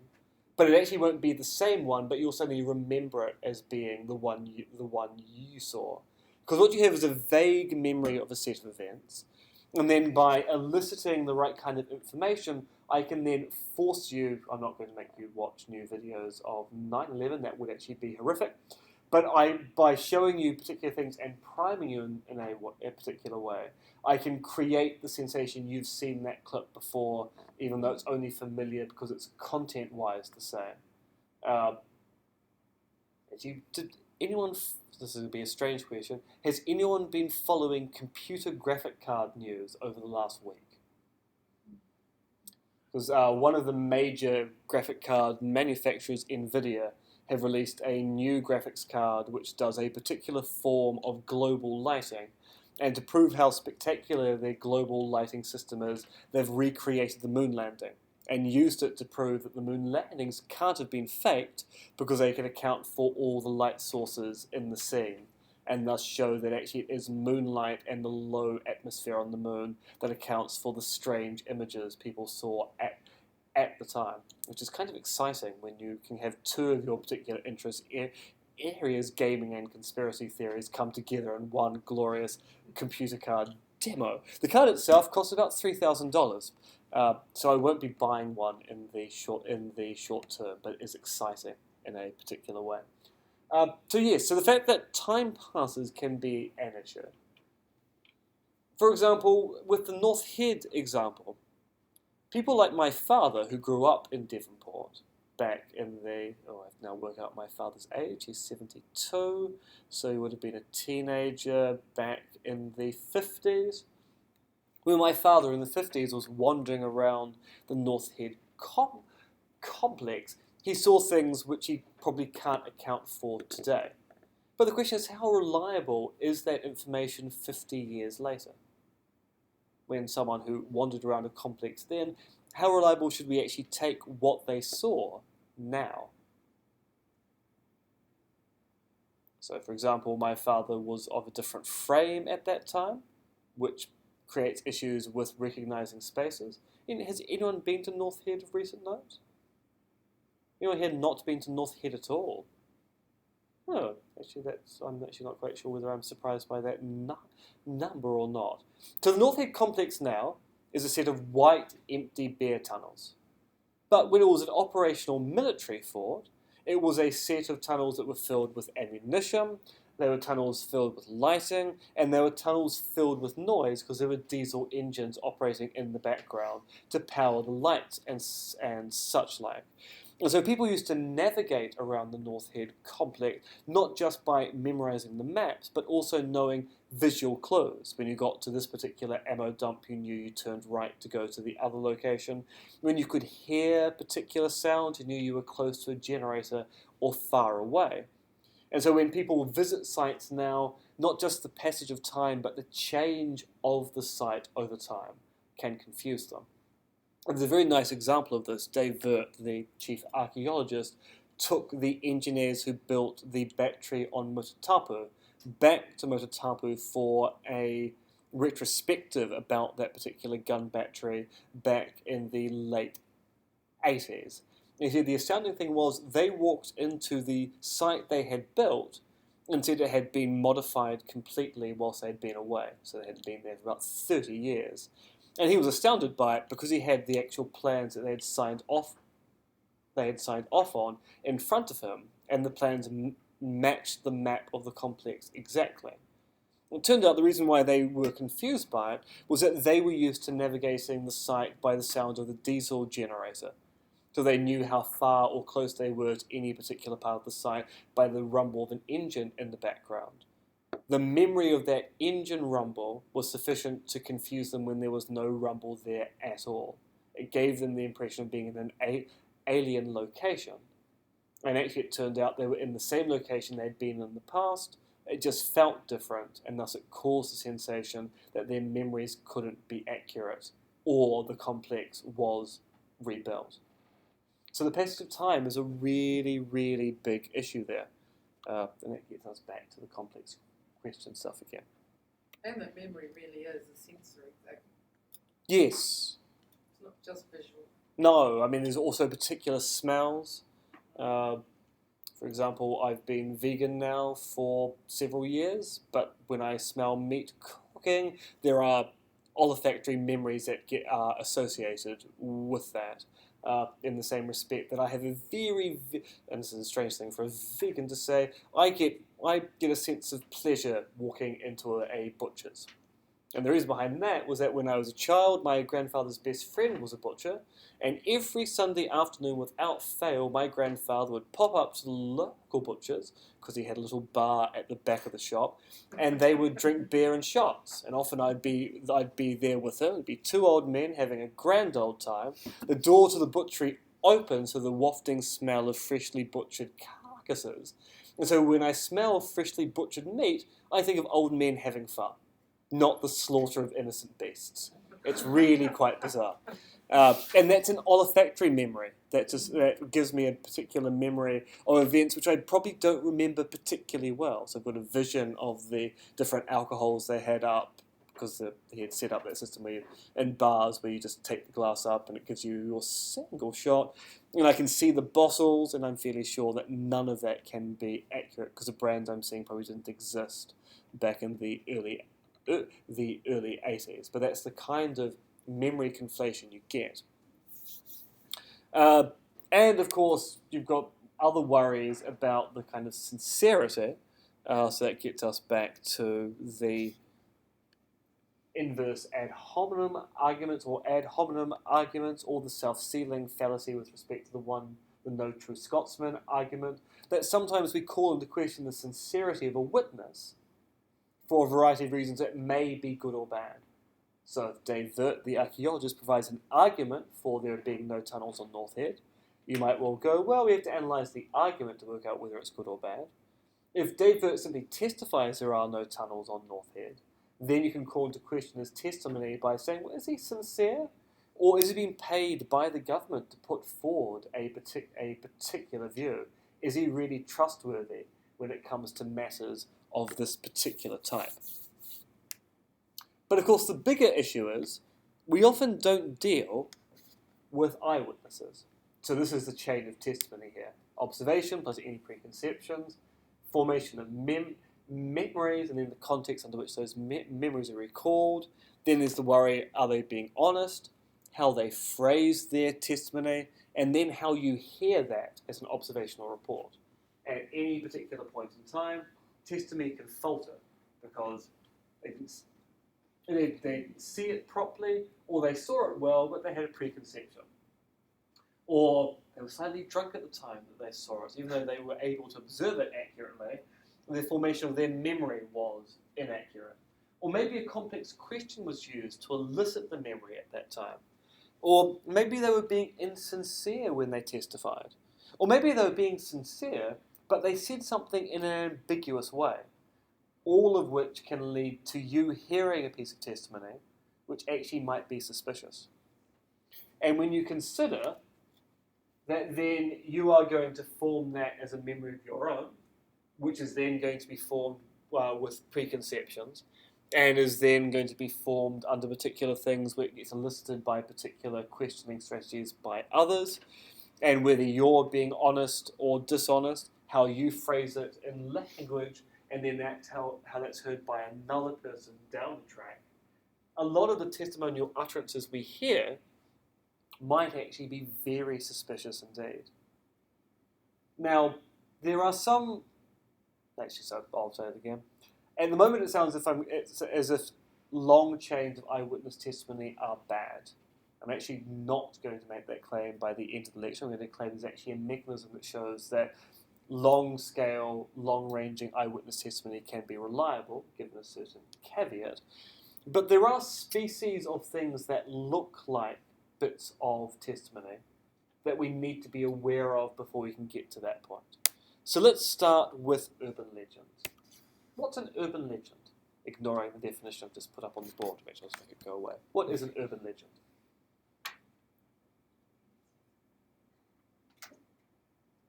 Can someone give me an example of an urban legend?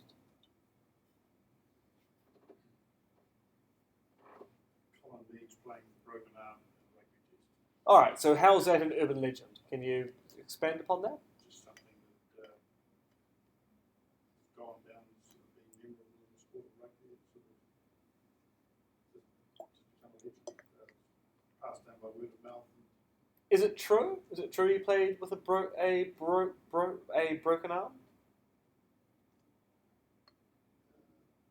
suspect it possibly is, not totally broken, but All right, so he may have played with a sore arm, but it's been exacerbated, so he played with a broken arm. So it's been embellished upon. So it's a story in a kind of bit of folklore about the either the real power of Colin Meads or what a true All Black is like. Sort of like storytelling. All right, so there's an element of storytelling to False stories. a false story. Yep. So these are both elements of what we take urban legends to be.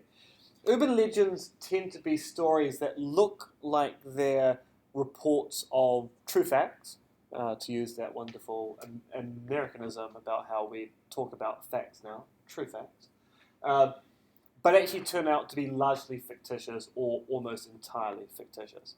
But they teach us a kind of moral story. So the Colin Meads story is saying, look, true All Blacks suffer everything to play in the game. Even with a broken arm, Colin Meads was there to support his players. That's the kind of thing that we should aspire to in our sporting lives. And urban legends are everywhere. Here's a few of my favourite ones. There was once an old lady who, after walking her dog in the rain, decided that the best way to dry her poodle would be to pop it in the microwave. In went the dog, off went the microwave for a few minutes, and out came a very dead pooch. True story. Most urban legends finish with true stories, often a good marker for. Now, do you think this ever actually occurred? Do you think a little old lady at some point decided that microwaving her dog would be an effective way to dry her pooch? I knew she had Alzheimer's or some other mental dementia. All right, so it might be possible in a case of senility, but it doesn't seem very likely in a real-life case. So this was a story that went around in the 80s when microwaves started becoming a very big thing in not just New Zealand culture, but worldwide. And it's kind of like a warning to the curious. We all know that microwaves heat things up. So you can imagine someone going, I wonder what other things it could heat up. So you tell a story which warns people, don't put living things in microwaves. Living things in microwaving are going to come out slightly dead due to the microwave radiation that's being emanated by the plates inside the device. As far as we know, this never occurred. But the story tells us an important moral lesson here in a fairly startling or grotesque way. Rather than going, don't put living things in microwaves, the story goes, well, you know, there was an old lady, and she put a dog in a microwave as a warning that, look, there are serious consequences to using microwaves in an inappropriate fashion. Here's a more recent example. Have you ever watched people shopping in a supermarket? I recommend looking out for single men and women who are obviously shopping for one.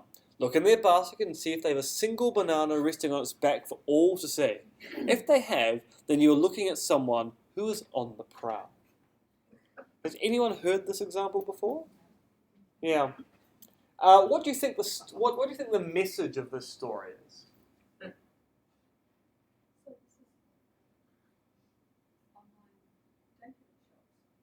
Yeah. Well, it's an argument that, look, meeting people in your modern city environment these days is hard. You work from 9 to 5, if you're lucky. Most people work from 8 to 6 or 8 to 7. And often you don't have time to go out of an evening or the weekend because you're too exhausted. You've got to take work home. So in many respects, the only way you're ever going to meet someone is if when you go shopping, you bump into them and have a conversation. But how do you organise that in a supermarket unless you have a special singles-only aisle? So what you need is some kind of code, some kind of way of single people to detect other single people when they're going shopping. And what better than a symbol that shows that you're only shopping for one? You know, no one ever buys a single banana if they've got a family. The only kind of people who buy single bananas are people who only want to eat one banana in a week, a single person. So you take your single banana, make sure it's laying on its back for all to see, and then you just walk slowly past people. And if they look at your banana and they look at you and look back at your banana, or you've both got bananas at the same time, that's a decent code for working out that actually you're both single and looking for love. Now, as far as anyone's aware, this doesn't happen. But this story gets told all the time. It's an urban legend which tells you the important moral lesson of the difficulty of people actually meeting people in the big bustling city.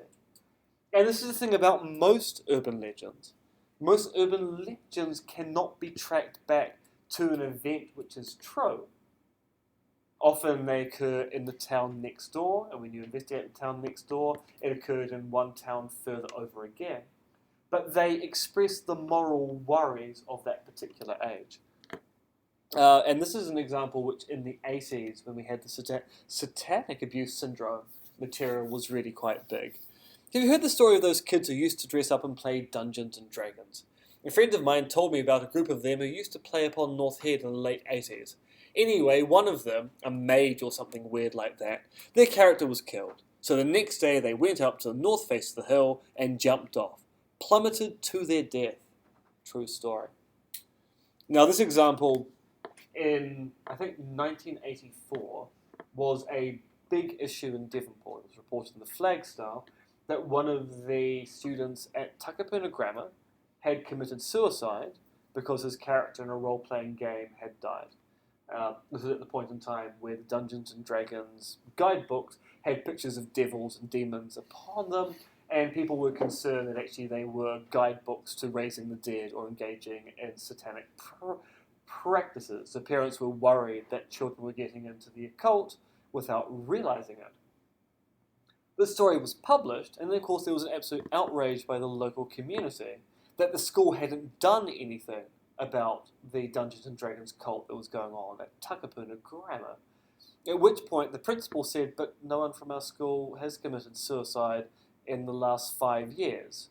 And it turned out to be a complete tissue of lies. It was a rumour that was going around the community, but it got expressed as a news story because it expressed the worry of the community at that time, despite the fact that there was nothing true about it.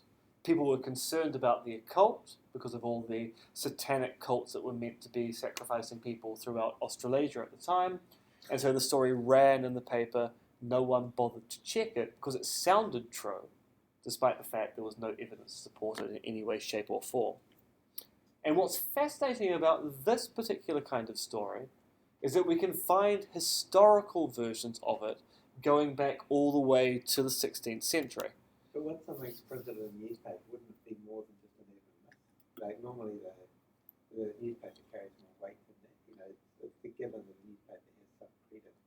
Well, it's still possible for newspapers to publish urban legends. So, for example, there's a big urban legend that used to go around the US, which goes something like this. A mother takes her child to a local park.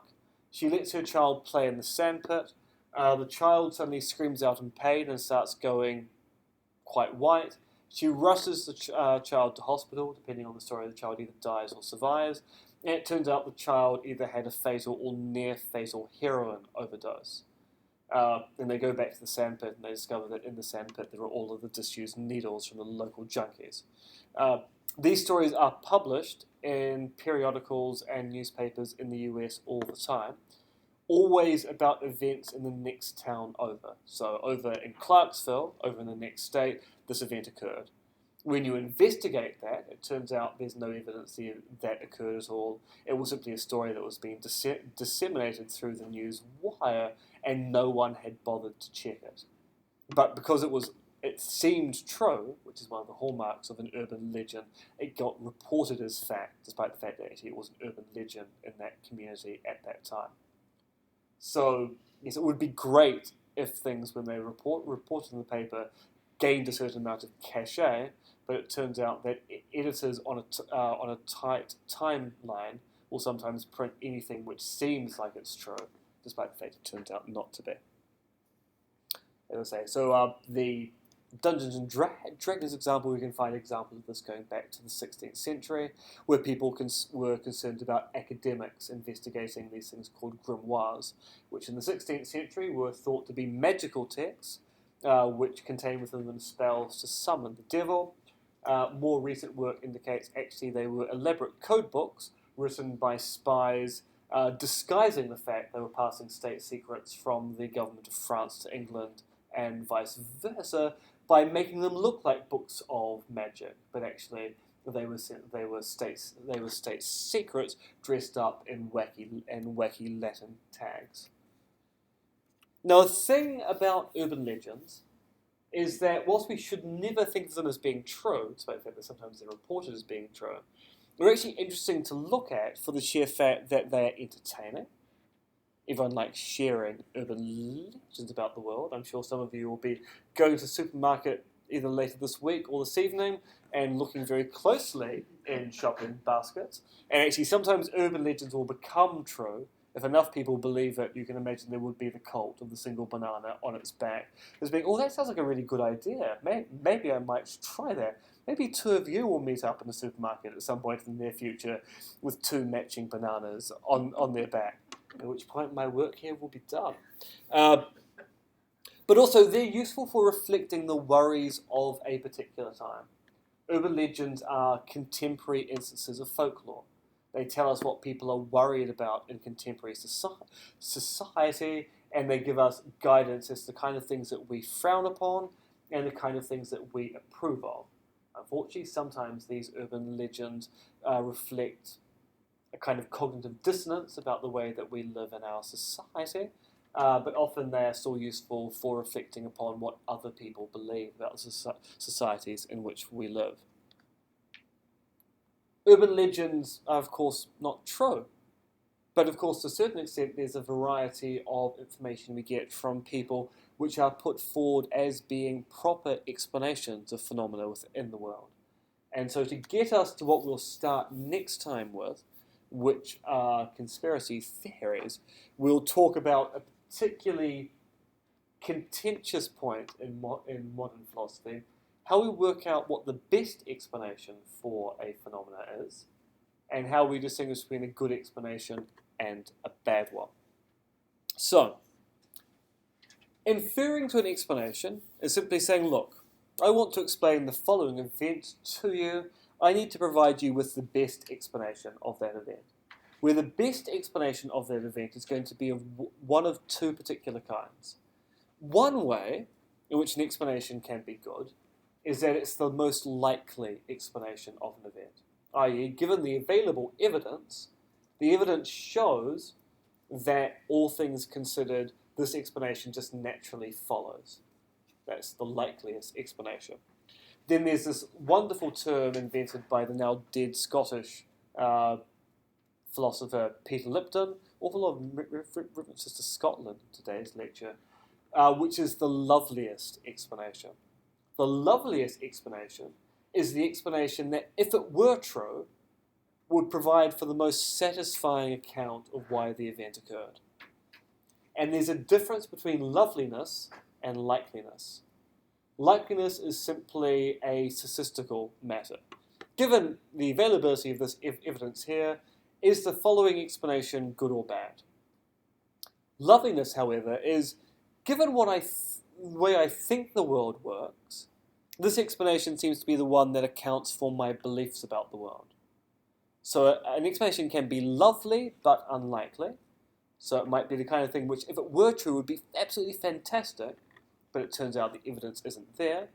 And an explanation can be likely but unlovely, i.e. there are some explanations which the evidence says makes the explanation good, but the actual evidence are things that most people don't find plausible. They're just not intuitively understandable. Arguably, most quantum mechanics or quantum physics are likely explanations which are not lovely.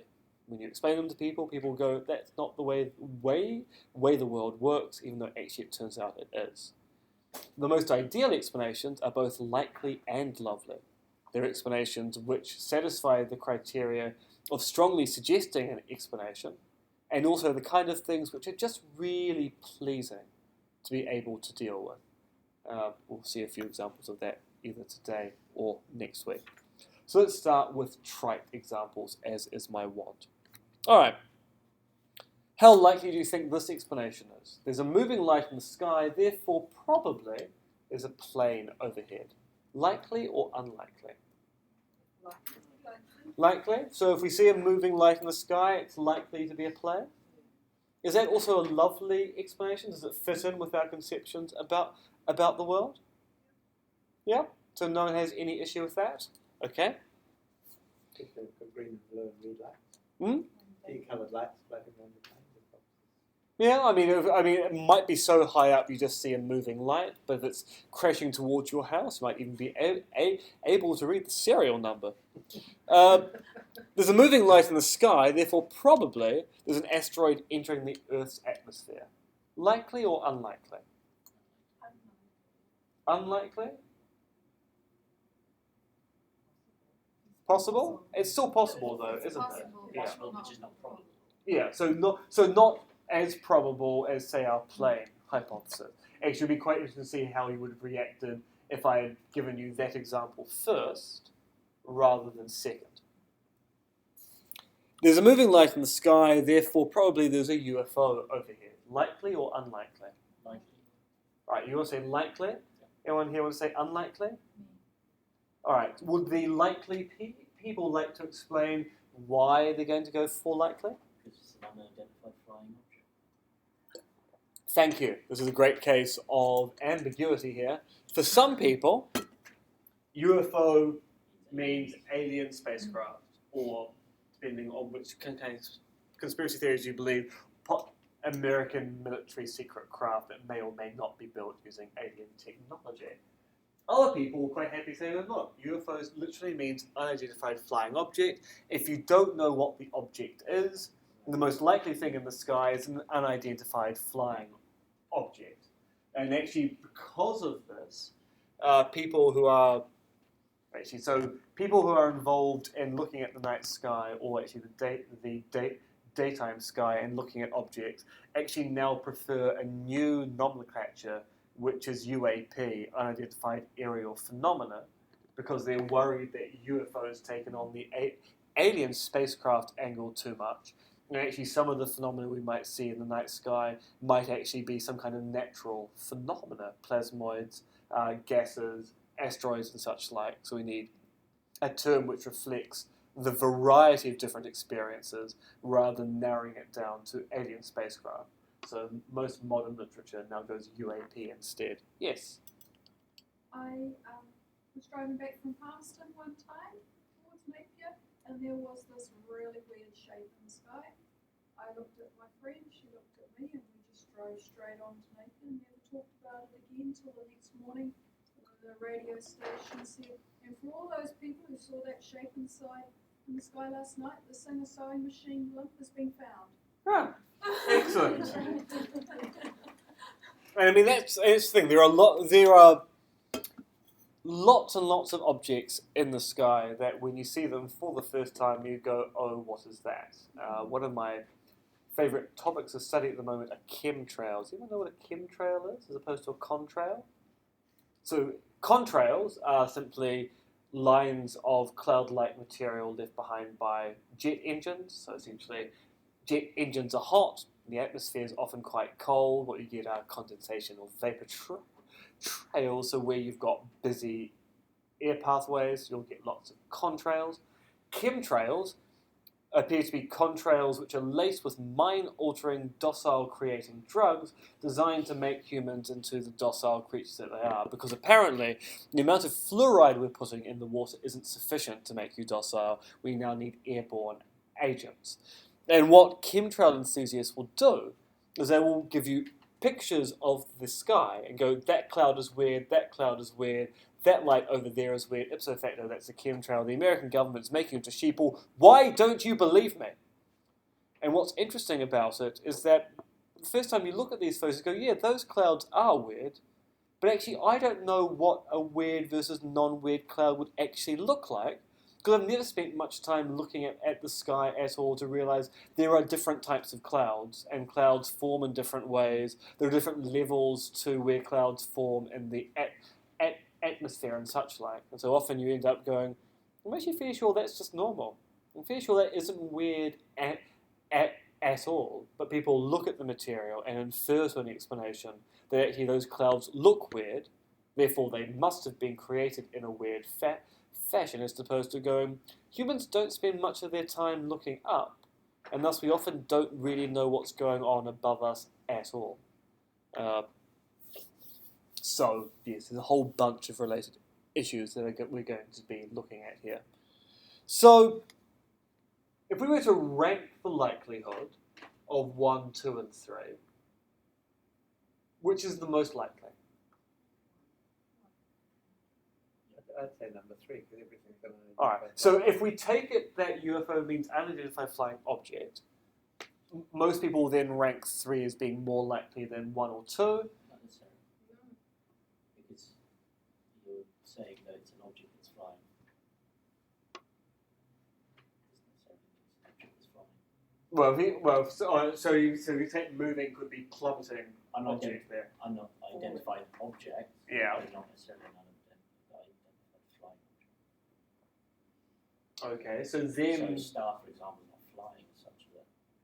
All right. So if we took it that moving object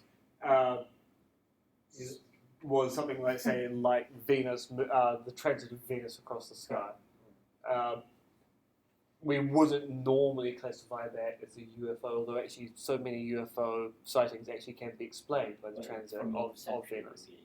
Yeah. But strictly speaking, it's not. No, although it gets mistaken for a UFO with frightening regularity. All right, so how would we rank our 3 here then? I think I'd still stay with number 3 just to cover all the options. Okay, so still slightly more towards 3. I would say number 3 is probably more likely because you're saying that it is a plane overhead in example 1 as opposed to probably a plane. Yeah, actually there probably should be a probably after that. Although if we say therefore probably there's a plane overhead, is that captured by there being an unidentified flying object overhead? We don't know what the object is. Yeah. So it turns out that 3 is just going to be more likely than 2 or 1, because 3 is broader, whilst 1 and 2 are actually quite specific. So if you accept the truth of 1, you probably accept the truth of 3. If you accept the truth of 3, that doesn't actually oblige you to accept the truth of 1 or 2. It could also be an alien spacecraft. And what's interesting about when we infer to explanations is that actually often we are engaging in precisely this particular technique of going, look, here's one explanation for the phenomena. It could be an alien spacecraft, or it could be a plane. Which one's more likely? Yeah. Unless, of course, you have the assumption that alien spacecraft are visiting the Earth all the time. At which point you might go, well, you know, planes are likely, but according to the stuff I've read by Bruce Cathey, there are lots and lots of alien spacecraft in the skies all the time. And now I have to go, well, which one's more likely? Is it the plane or the alien spacecraft? According to what you read and watch on the news, there's planes taking off and flying. But if you're reading the book about the conspiracy to hide the existence of the alien spacecraft, so this is going back to the point of loveliness here. For certain people, their assumptions will trump the likelihood. And they'll go, well, you know, my assumption is actually there are alien spacecraft up there, which no one likes to talk about, but I know they're there. At which point I'm like, well, actually, maybe it is an alien spacecraft is the more likely explanation. And so the difference between likeliness and loveliness here ends up being important because we all import a certain number of assumptions into our analysis of what's going to be the best or the worst explanation. And whilst it's easy to laugh at some people with their assumptions, often we discover when we start looking at our own assumptions, they're not as solid as they would appear to be. Now, admittedly, I'm not going to go around telling you that there are alien spacecraft flying around I'll try that again. I'm not going to tell you there are alien spacecraft flying around our atmosphere because it's quite obvious that actually everything beyond the atmosphere is actually solid crystal and there's nothing out there at all, and the alien spacecraft come from deep within the Earth because the Earth is hollow where the super civilizations exist, but we'll look at that in more depth next week. Depends what you mean by aliens. Well, it's true because actually if you believe Eric von Däniken, we're all alien because our progenitors were alien spacemen, not spacewomen. It's actually quite interesting. Eric von Däniken only ever talks about spacemen in quite gendered terms who came to Earth and genetically engineered us. So we're all actually aliens. About that. Hmm? It's all right. It just shows you the bias. Yeah. So yes, alien spacecraft. We're all aliens in some particular way, shape, or form, at least according to Eric von Däniken. But we'll look more at that and those particular types of conspiracy theories next week, where we contrast and compare lovely versus likely explanations and all of the fun things that can come out of trying to work out whether a conspiracy theory is good or bad, which will then lead us quite nicely to a discussion of causation, which is even more vexatious when it comes to working out what the cause versus a cause for an event ends up being. But that, my friends, is next week's task. You should probably get home to either your loved ones or your dinner, or both. Or your Nothing. Oh yes, or you're off to the supermarket to buy a banana. And if you are off to the supermarket to buy a banana, I want to report about how well that went next week. That's our homework. Yes, everyone buy a banana.